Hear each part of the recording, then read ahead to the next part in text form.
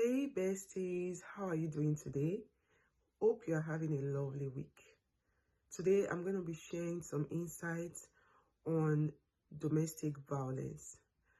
16 days has been dedicated from the 25th of November to the 10th of December to create actions, conversations about domestic violence. The 25th of November was the International Day for the Elimination of Domestic Violence in Women. And the 10th of December is the International Human Rights Day. So what are we going to be talking about today, besties? We're basically going to be talking about emotional abuse. Domestic violence is a broad term. It involves physical violence or abuse, emotional abuse, psychological abuse, financial abuse, name it, besties, is a broad term. So we would have to cone down our discussion to just emotional abuse. Domestic violence can occur in any gender, the male or female, but it's more common in the women. So it's important we have some understanding that this message is not just to elaborate that only women go through domestic violence, but it's just to create some insights and create actions where people can help themselves going through domestic violence or abuse. In the context of emotional abuse, I'm going to be making you understand what is called gaslighting. Gaslighting can be experienced in any relationship, in a work relationship, in a civil partnership, or in a legal marriage relationship.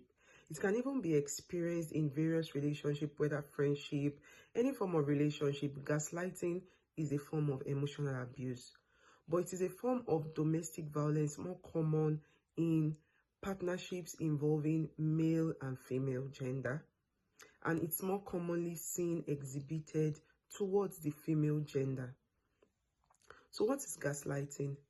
I'll be elaborating some symptoms, signs, and things you should note when you are being gaslighted, and how to take actionable steps to improve your well-being, especially mentally. So what are the things you will notice when you are being gaslighted? Number one, you would have a feeling like you are not being understood or seen. You would have this feeling of guilt and shame. You have this feeling like you are being minimized in terms of your feeling, your emotions are not being understood. You have the feeling of denial of reality.